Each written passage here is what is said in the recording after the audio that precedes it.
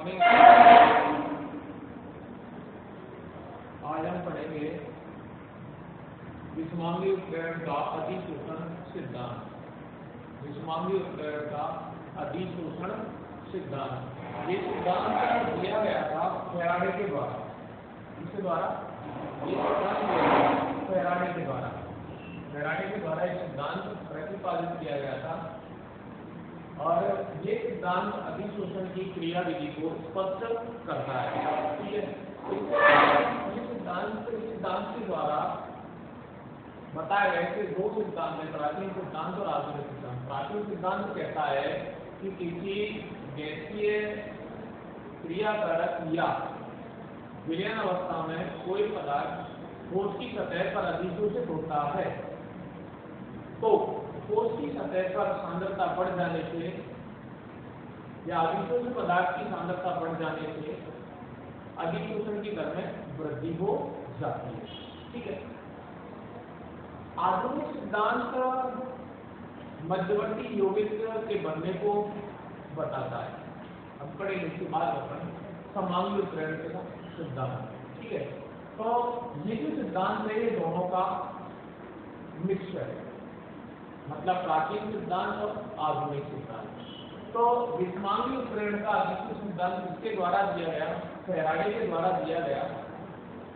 और इस सिद्धांत को 5 बिंदुओं में हम पढ़ेंगे। 5 बिंदुओं में पढ़ेंगे। ये उत्प्रेरक की सतह पर मुक्त संयोजकता युक्त सक्रिय केंद्र या पृष्ठ पाए जाते हैं। उत्प्रेरक की सतह पर मुक्त संयोजकता युक्त सक्रिय केंद्र पाए जाते हैं। ठीक है, और इन केंद्रों में अभिकारक के अणु आकर के और अधिशोषित हो जाते हैं। ये अभिकारक के अणुओं का अधिशोषण, यहाँ A + B अभिकारक अणु है, A अलग है, B कोई अलग अभिकारक है। ये पूरा मुक्त उत्प्रेरक की मुक्त संयोजकता युक्त सक्रिय सतह है, जहाँ पर क्या पाई जाती है? मुक्त संयोजकताएं पाई जाती हैं। और इन मुक्त संयोजकताओं से अभिकारक के अणु आकर के और जुड़ जाते हैं। ये संयोजकताएं, इनसे A और B ये जुड़ जाते हैं और जुड़कर के क्या हुआ है? अधिशोषण।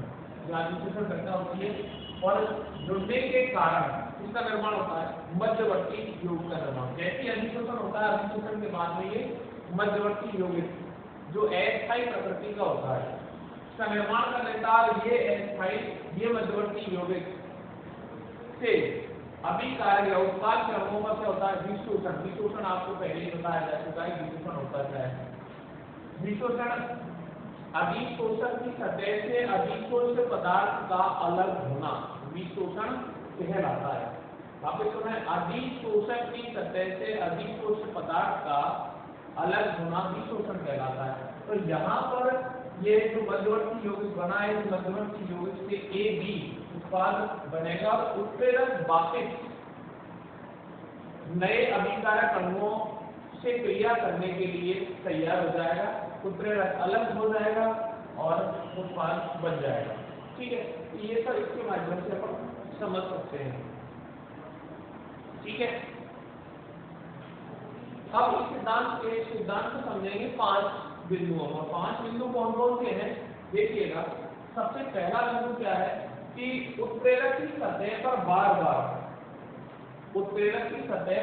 बार-बार अधिशोषण और विशोषण। जैसे अधिशोषण होगा तो उसका फिर विशोषण भी होगा, तो बार-बार अधिशोषण और विशोषण होता रहता है। इसीलिए उत्प्रेरक की सूक्ष्म मात्रा ही क्रियाकारक की अधिक मात्रा को उत्प्रेरित करने के लिए पर्याप्त होती है। वापस सुनना, बार-बार उत्प्रेरक की सतह पर अधिशोषण और विशोषण होता रहता है। इसीलिए उत्प्रेरक की सूक्ष्म मात्रा ही उत्प्रेरक की सूक्ष्म मात्रा अर्थ मात्रा ही क्रियाकारक की अधिक मात्रा को उत्प्रेरित करने के लिए पर्याप्त होती है। मतलब उत्प्रेरक बहुत सारे मात्रा में नहीं लेना पड़ेगा अपने को, बहुत कम मात्रा में ही काम कर जाता है।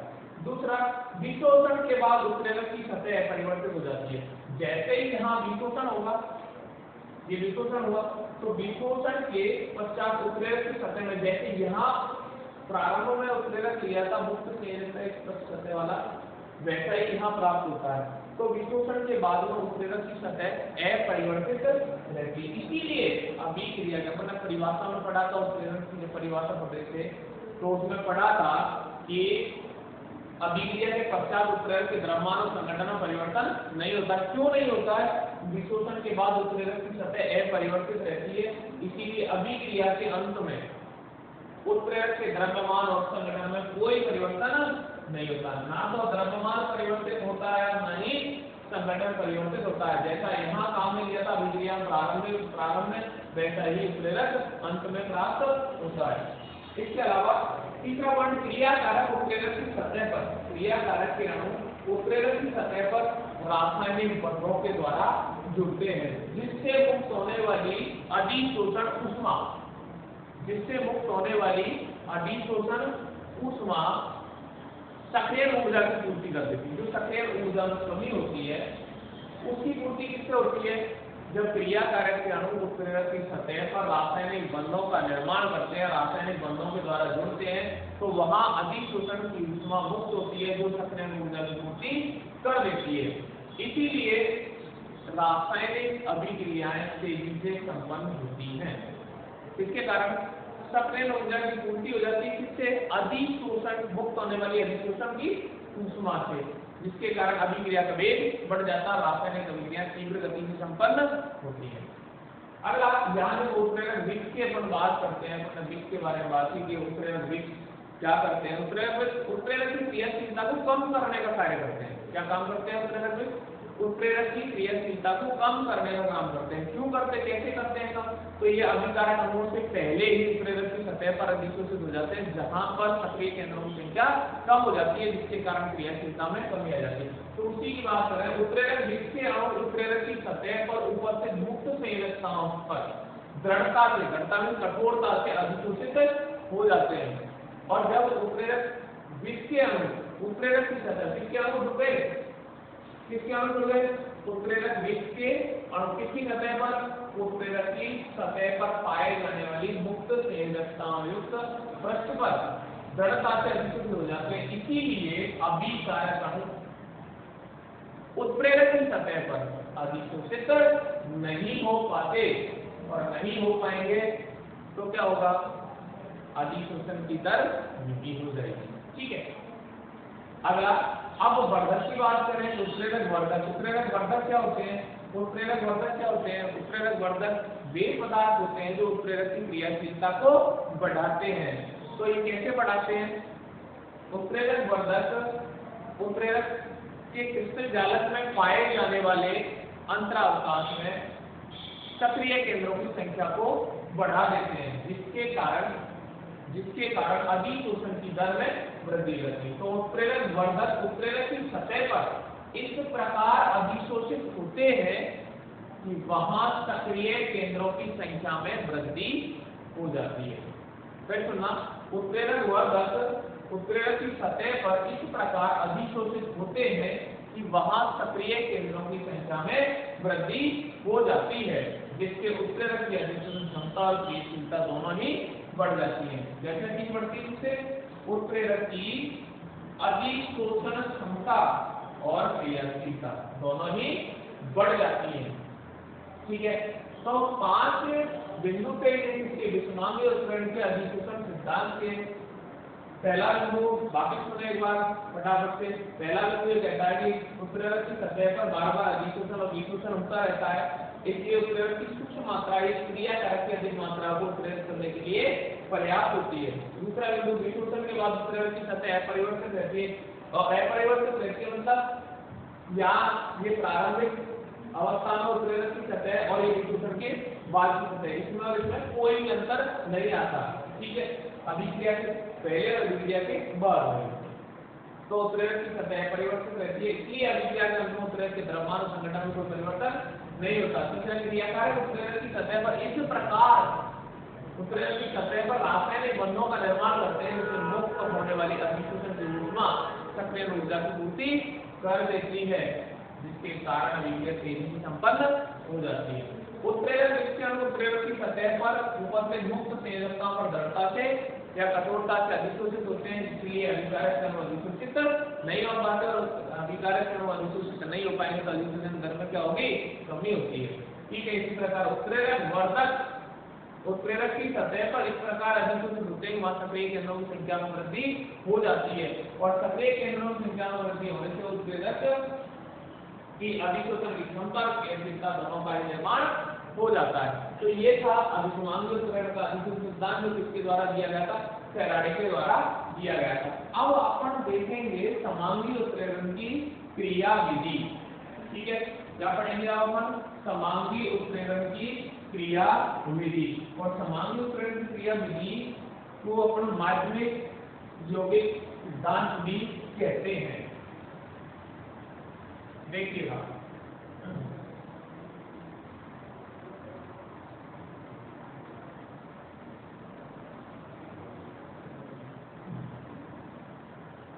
अगला पढ़ेंगे दूसरा सिद्धांत समांगी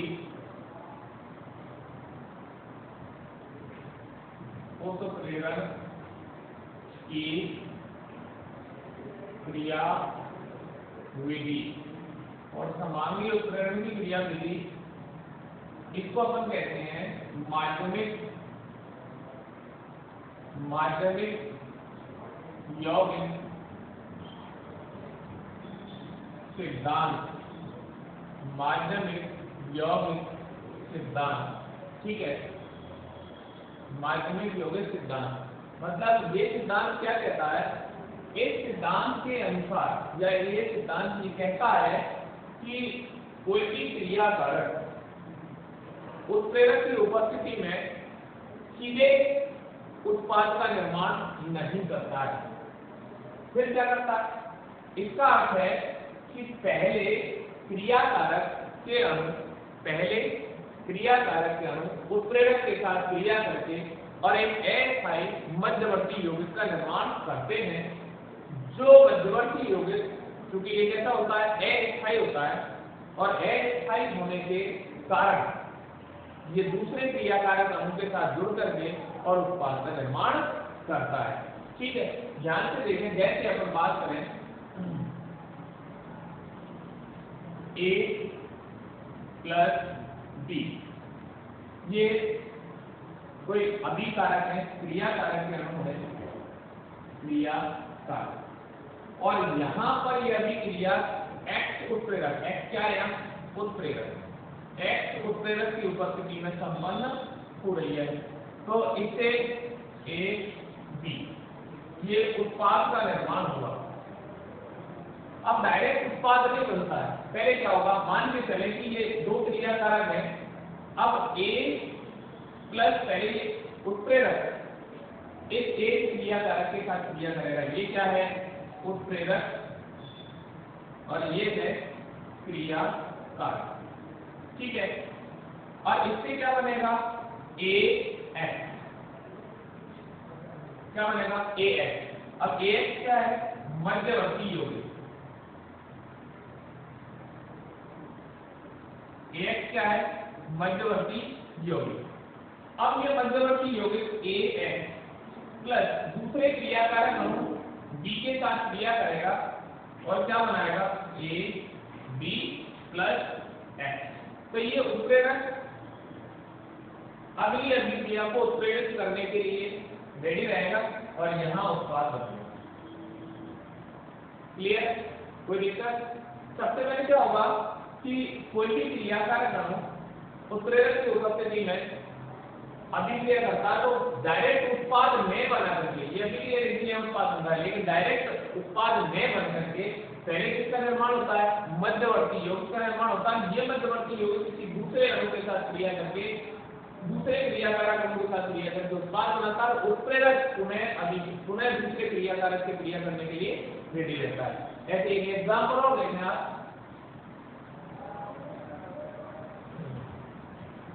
एक और एग्जाम्पल देखें, जैसे SO2 plus half O2,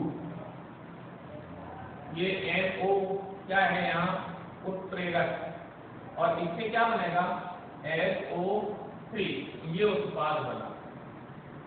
clear? ये क्या है? अभिकारक। ठीक है, ये एक स्टेप में। अब सबसे पहले ये half O2 इस NO के साथ क्रिया करेगा, NO प्लस हाफ O2, और इससे क्या बनेगा? एक मध्यवर्ती यौगिक बनेगा NO2। NO2 क्या है यहाँ? मध्यवर्ती यौगिक। ठीक है, और ये मध्यवर्ती यौगिक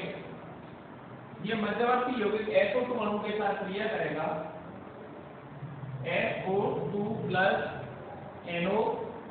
इससे क्या बन जाएगा? ये तो क्या है? मध्यवर्ती NO2, ये NO2 मध्यवर्ती यौगिक, और SO2 दूसरा क्रिया कारक अणु है, SO2 प्लस हाफ O2। तो हाफ O2 के साथ पहले NO क्रिया करके क्या बनाएगा? मध्यवर्ती यौगिक का निर्माण करेगा, और ये मध्यवर्ती यौगिक सल्फर डाइऑक्साइड SO2 के साथ क्रिया करके और क्या बनाएगी? SO3 और प्लस NO। ये उत्प्रेरक पृथक हो जाता है।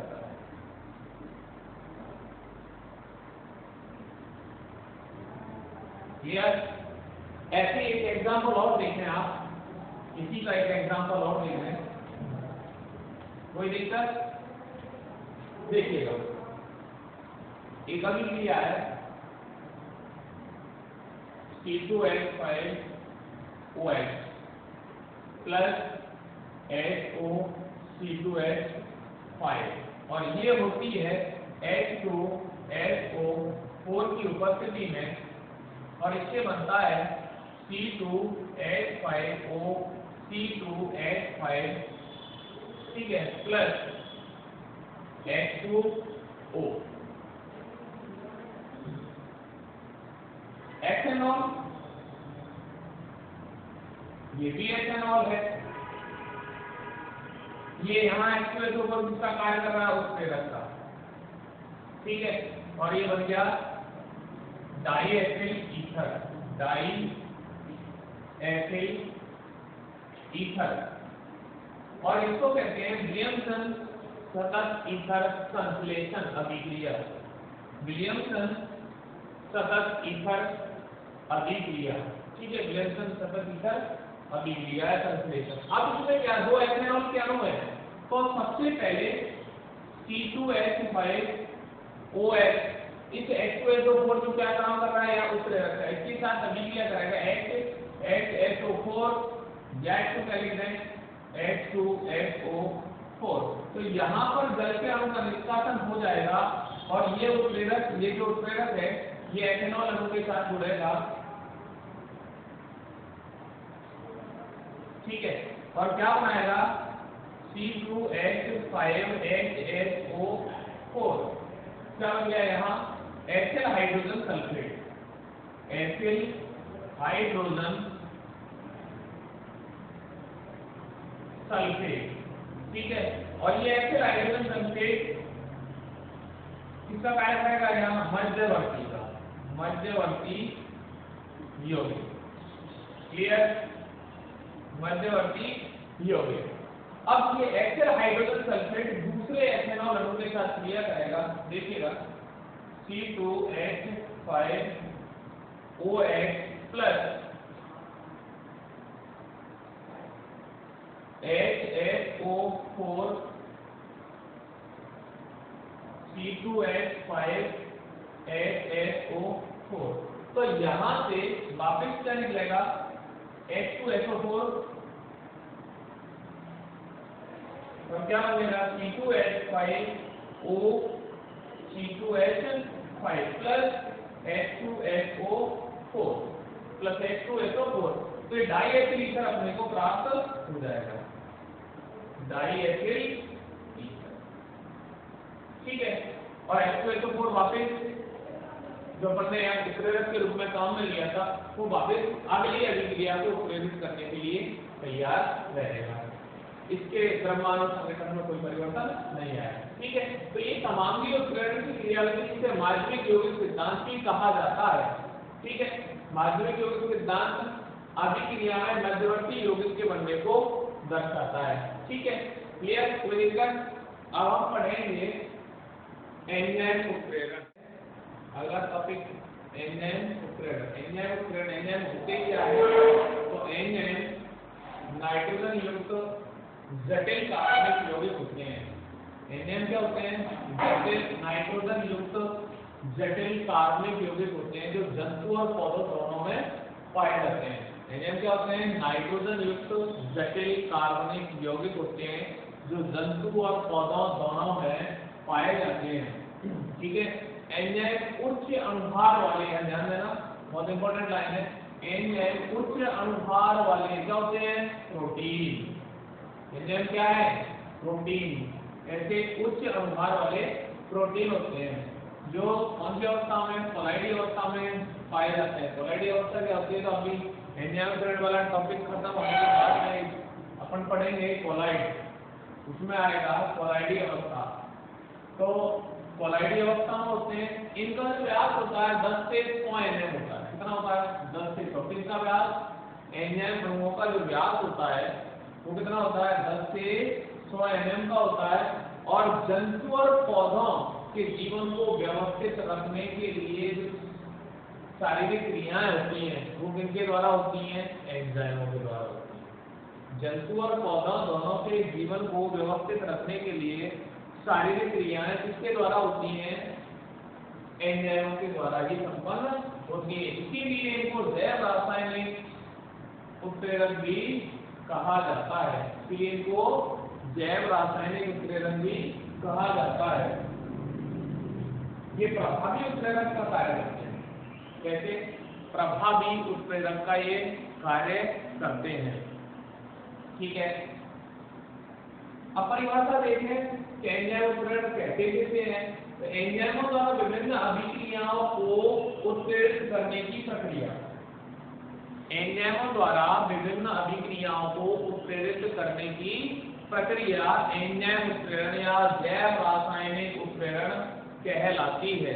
वापिस सुने, एंजाइमों द्वारा विभिन्न रासायनिक अभिक्रियाओं को उत्प्रेरित करने की प्रक्रिया एंजाइम उत्प्रेरण या जैव रासायनिक उत्प्रेरण कहलाती है। अब ये कैसे करते हैं देखिएगा, कई सारे एग्जांपल हैं।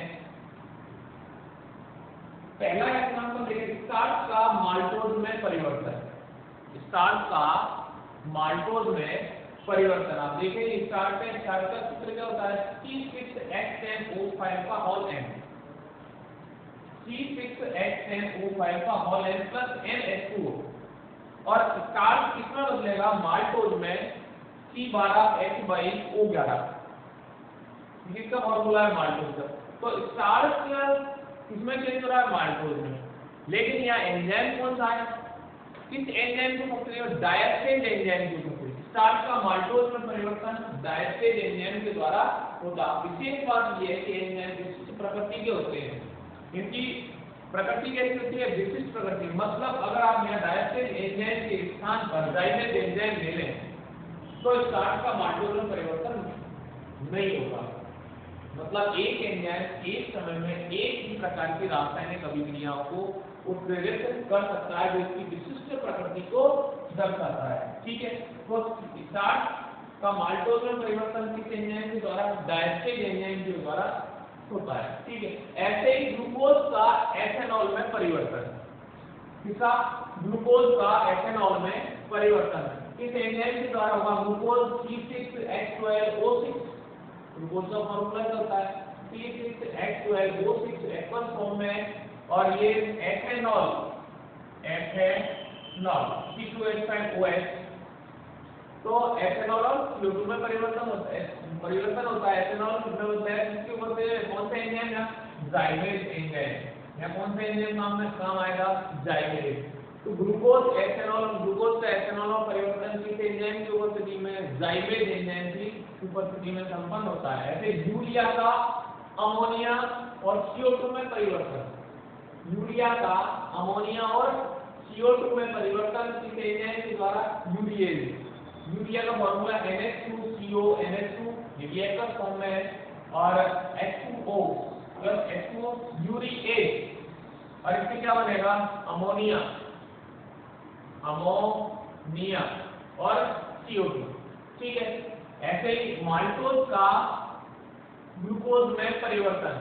माल्टोज जब इसमें चेंज हो रहा है ग्लूकोज में, तो माल्टोज को जब ग्लूकोज में चेंज करेंगे तो माल्टेज एंजाइम का उपयोग किया जाता है। ठीक है, माल्टोज का C12 H12 प्लस H2O और माल्टेज एंजाइम की उपस्थिति में ये 2C6H12O6 क्या बन गया? ग्लूकोज। ठीक है, ग्लूकोज का निर्माण होता है। ऐसी शर्करा का प्रतिबंध मतलब सुक्रोज इन्वर्जन ऑफ शुगर। तो सुक्रोज है ये एक शर्करा भी बोलते हैं, शर्करा ही लिख देते हैं अपन, एक शर्करा सुक्रोज। ठीक है, गन्ने से प्राप्त होती है। एक शर्करा का प्रतिबंध इन्वर्टेज एंजाइम के द्वारा होता है, जहां क्या क्या निर्माण होता है? एक तो ग्लूकोज बनता है और एक बनता है फ्रक्टोज। क्या बनता है? एक तो बनता है ग्लूकोज और एक बनता है फ्रक्टोज। किसके द्वारा?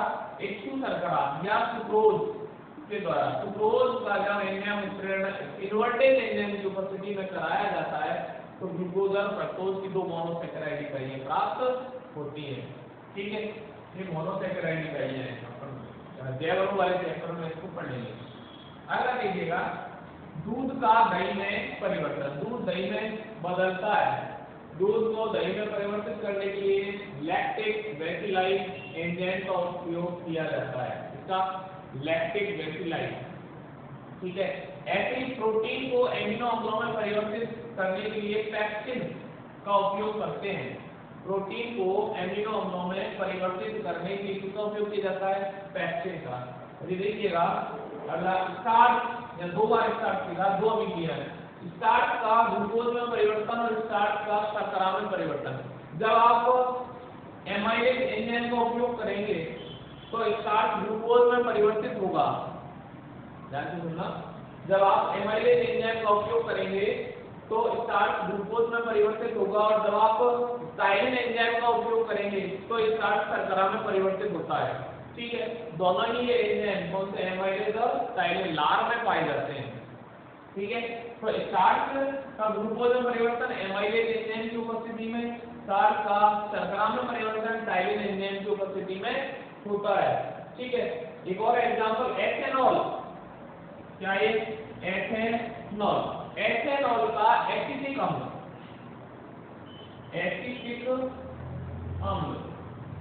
में परिवर्तन।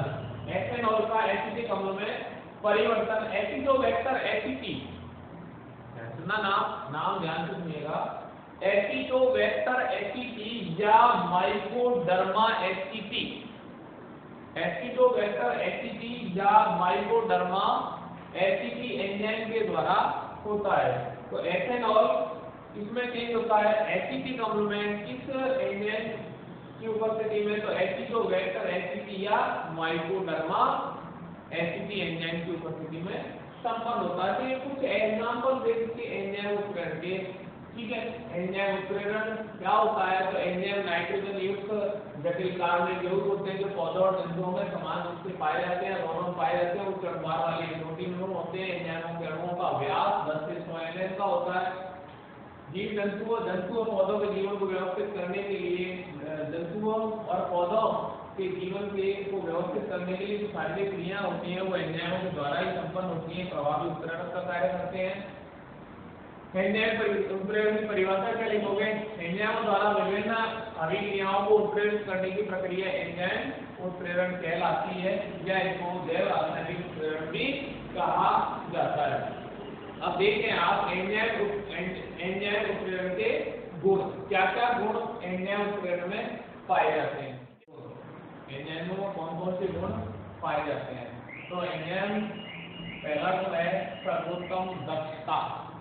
एंजाइम उत्प्रेरण का पहला गुण है सर्वोत्तम दक्षता। सर्वोत्तम दक्षता का मतलब ये होता है कि एंजाइम अत्यधिक मात्रा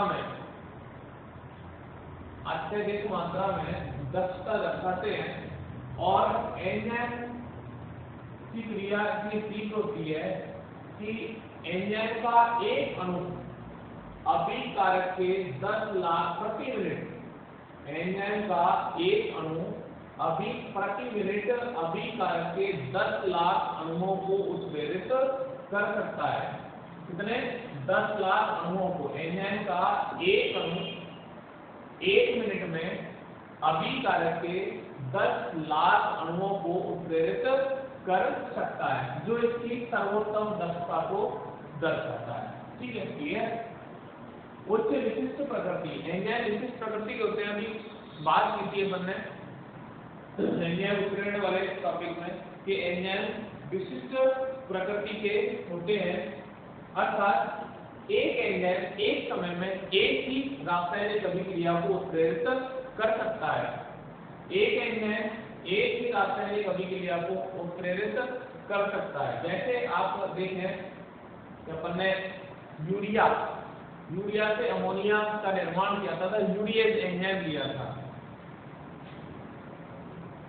NH2 की डबल बॉन्ड हो NH2, और इससे यूरिएज एंजाइम का उपयोग किया यूरिएज, और इससे बन गया 2NH3 प्लस CO2। ठीक है, ये अमोनिया का निर्माण हो गया। अब यहां पर जब आप किसी दूसरे अमाइड का जल अपघटन करेंगे तो यूरिएज के द्वारा नहीं हो पाएगा। मतलब यूरिएज एंजाइम केवल यूरिया का ही जल अपघटन कर सकता है, किसी दूसरे अमाइड का जल अपघटन नहीं कर सकता, जो इसकी विशिष्ट प्रकृति को दर्शाता है। एक एंजाइम एक ही रासायनिक अभिक्रिया को उत्प्रेरित कर सकता है। ठीक है, क्लियर। तीसरा, अनुकूलतम पीएच पर सर्वाधिक सक्रिय है। तो एंजाइमों के लिए एंजाइमों की क्रियाशीलता जिस पीएच पर सबसे ज्यादा होती है, एंजाइमों की क्रियाशीलता जिस पीएच पर सबसे ज्यादा होती है वो अनुकूलतम पीएच कहलाता है।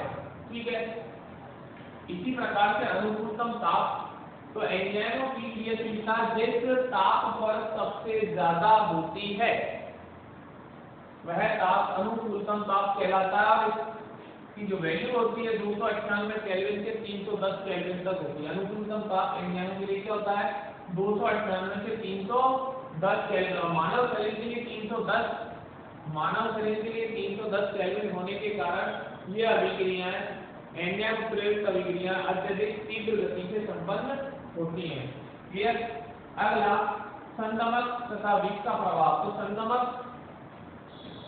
एवं विष के प्रभाव में क्या है? संदमक और विष क्या करते हैं कि एंजाइमों की उत्प्रेरक की सक्रियता को कम कर देते हैं। क्या करते हैं? एंजाइमों की उत्प्रेरक की सक्रियता को कम कर देते हैं, जिससे एंजाइमों की क्रियाशीलता कम हो जाती है। जब क्रियाशीलता को कम करेंगे तो सक्रिय केंद्रों की संख्या कम हो जाएगी, और सक्रिय केंद्रों की संख्या कम हो जाएगी तो क्रियाशीलता भी कम हो जाती है। ऐसी सक्रिय एवं सह एंजाइमों की उपस्थिति। ठीक है, सक्रिय एवं सह एंजाइमों की उपस्थिति में एंजाइमों की सक्रियता बढ़ जाती है। ऐसे पदार्थ जिनकी उपस्थिति में एंजाइमों की सक्रियता बढ़ जाती है सह एंजाइम कहलाते हैं। क्या कहलाते हैं? सह एंजाइम कहलाते हैं। ऐसे पदार्थ जिनकी उपस्थिति में एंजाइमों की सक्रियता बढ़ जाती है क्या कहलाते हैं? सह एंजाइम कहलाते हैं। उत्प्रेरक के साथ में कोई प्रोटीन की बात, उत्प्रेरक के साथ में क्या जोड़ दिया? उत्प्रेरक प्लस ए प्रोटीन, ये वाला भाग जोड़ दें तो एंजाइमों की क्रियाशीलता में क्या हो जाती है? वृद्धि हो जाती है। ठीक है, ऐसे ही कुछ सक्रिय पदार्थ के होते हैं तो धातु उत्प्रेरक का भी इनमें उपयोग किया जाता है। सक्रिय के रूप में इसका उपयोग करते हैं, धातु उत्प्रेरक का उपयोग करते हैं। अब इसमें सोडियम आयन और धातु आयन होते हैं। सोडियम आयन हो सकता है, कोबाल्ट आयन हो सकता है, इसके अलावा कॉपर आयन भी हो सकते हैं। ठीक है, इसके अलावा मैंगनीज भी हो सकता है। तो ये क्या करते हैं? एंजाइमों की उत्प्रेरक की सक्रियता को बढ़ा देते हैं। ठीक है, जिसके कारण एंजाइमों की क्रियाशीलता में वृद्धि हो जाती है। तो ये एंजाइमों के कहते हैं गुण। कौन कौन से? सर्वोत्तम दक्षता, एंजाइम सर्वोत्तम दक्षता दर्शाते हैं, अर्थात एंजाइमों का एक अणु अभिकारक के 10 लाख अणुओं को प्रति मिनट उत्प्रेरित कर सकता है। ऐसी कुछ विशिष्ट प्रकृति होती है। एक एंजाइम एक ही रासायनिक अभिक्रिया, एग्जांपल होता है एक ही रासायनिक अभिक्रिया को उत्प्रेरित कर सकता है। ठीक है, अनुकूलतम ताप और अनुकूलतम पीएच, एंजाइम जिस ताप और जिस पीएच पर सर्वाधिक सक्रिय होते हैं वो अनुकूलतम ताप और अनुकूलतम पीएच कहलाता है। अनुकूलतम ताप की वैल्यू 298 केल्विन होती है। अनुकूलतम पीएच लगभग 7 के समथिंग होता है। ठीक है, तो लगभग 7 पीएच पर ये सर्वाधिक सक्रिय होते हैं।